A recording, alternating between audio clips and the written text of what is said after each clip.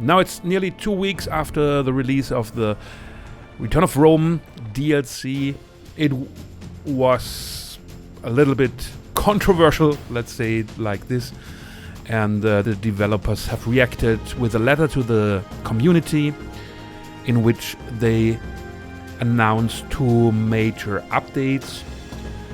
It's the May hotfix, where some issues are going to be solved, like lobby joining, and that the game may be stuck while loading. So I think this is minor stuff. Then there is the June hotfix announced, where of course June is coming soon. There are gonna be a lot more things to fix, like pathing, monk's behavior, and some go back to work issues when workers are garrisoned, and of course many more. And a content update, but in this content update you do not find the campaigns. So neither the Punic War that was already announced nor the others. The others, of course, because the voting is still on. Here you can vote. I give you the link in the description. And again, here are more or less, in my eyes, minor issues like pathfinding fixes, lobby stuff again, some AI fixes, and that may be a little bit better for players, adding the Romans to ranked play finally. And of course, again, many more, and I mean many is marked, and this expresses to be many more, but I don't rely on this, that it will be many more.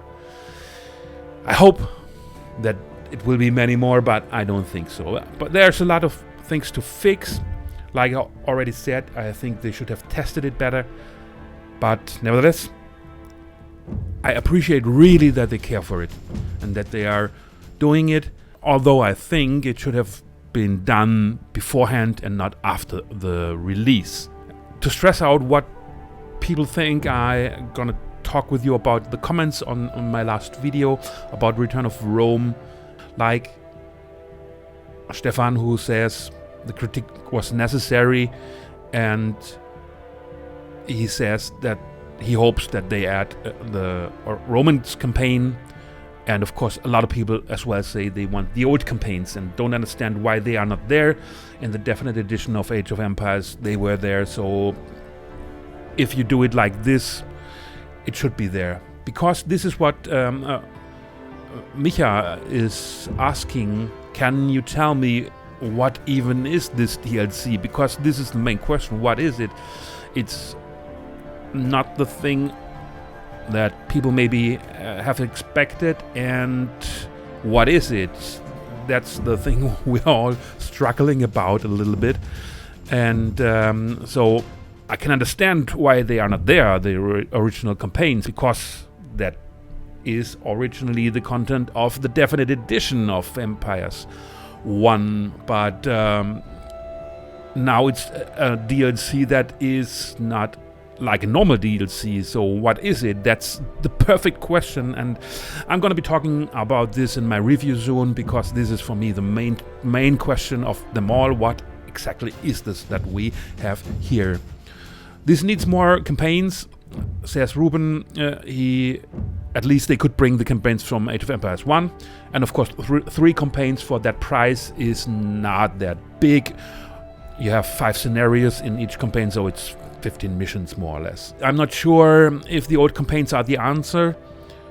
I think they missed the mark because it only adds 1 civ to Age of Empires 2, and they should have focused more on adding more content to Age 2 and treated it the Age of Empires mode like a free edition. And you know, this is the point. Like, what is this DLC about? For whom is it?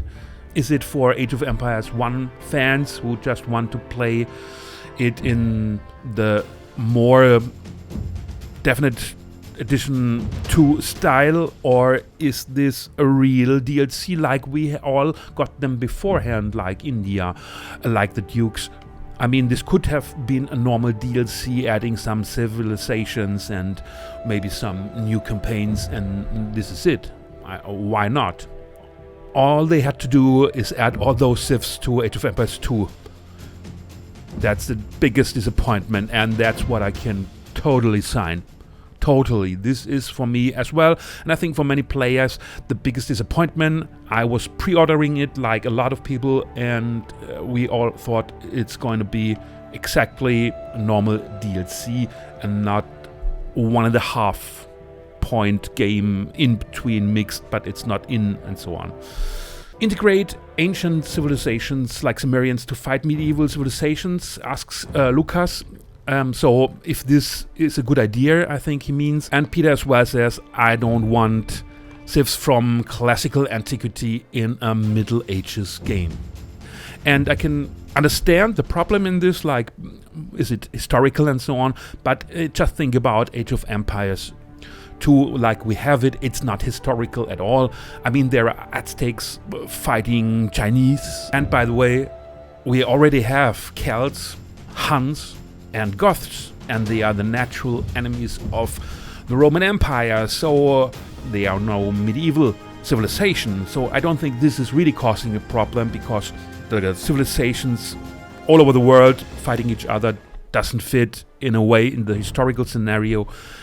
Here we have already ancient civilizations, and think about the Portuguese, for example, with their monk on a donkey, or with their sailboats, with their sail ships, and with their cannons. This is already not medieval anymore. This is more like 16th century stuff. So, and maybe even the Japanese with their samurai. This is more like the Civil War period, which is 16th century.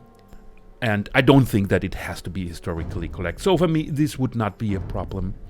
Lars says he wished they cared a lot more for the definite edition of Age of Empires 1 instead of adding this Age of Empires 1 stuff into Age of Empires 2, and that's a thing that I can truly from my heart agree, because I have bought Age of Empires 1 Definite Edition and I was never really playing it. There were so many things not put in thought to the end, and with this new update they could just simply lift it up and bring it where it should have been from the start. You know, I wasn't glad with Age of Empires Definite Edition, and now I'm paying again for getting the same minus the campaigns, but the way it should have been. He says, I just want more Age of Empires civs, and this is entire game mode. I'm not touching outside using the Romans in H2. Someone answers, yes, with unique buildings and units, and not a copy and paste of current ones. And that's what I'm missing as well. Like, everyone should have, of those new civilizations, should have more unique units. The Romans who are in H2 now have some unique troops and a new castle design and so on, but they should have all these unique troops. I don't know why they forgot to make this and didn't take the chance. I mean, there's the academy. They could have easily integrated it into the academy as the special units stuff.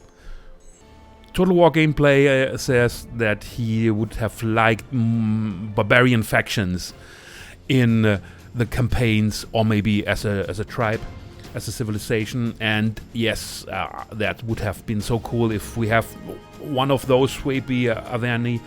That would really be cool, and that would fit so good. And, you know, just think about the units you could have, like Berserks or something like this.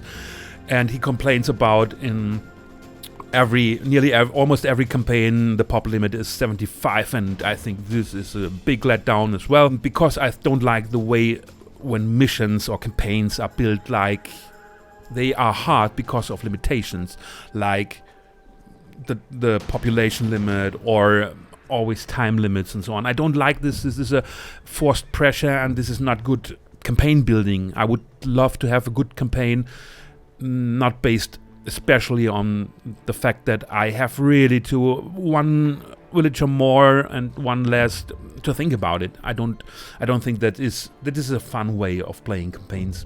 And of course, again, unique units and wonders, original campaign, and then it would be perfect game for him. I think, yes, it would be much better than it is, and it's a big chance that they have missed it. Although I personally think it should have been integrated, everything in H2 properly, normally. And buildings, of course, and so on, because they have all the same buildings, and this is a big letdown as well. I mean, if you announce it like this, and if you do it like this, like it's a separate game in a way, give them their unique buildings, and just by the look, just by the look. Buildings HP is super low, and collection rate is super fast, and the unbalanced units problem, of course. And this is true as well. You can build a town center in like nothing, and when there's an attack it will be down in like nothing. So these are your thoughts, and this is all in the first week, so I think really they should have tested it longer with a somehow age-related audience, because this is so obvious in every case. So they should have taken a longer time and not have released it now. This is my real thought behind it. But the rest you will see in my review soon. I have installed Age of Empires 1, and I mean the original one, and played it because I wanted to have the complete overall experience of all the stuff we have, and then give you really the opinion what it is about. That took me quite longer than I wanted to, but it will be there. I will show you as well Age of Empires 1 original content stuff, like I'm playing the Egyptian campaign, and you can see how it looked and felt. I really had fun doing the Egyptian campaign. It still holds on, I think, in my eyes. It's not that I think this is a real letdown or a drop, or you can feel the years. It still is fun. That was such a cool experience. So, thanks a lot for listening. If you like the clip, leave a like, leave a comment, and of course follow the channel. It really helps a lot. Thank you, and see you soon.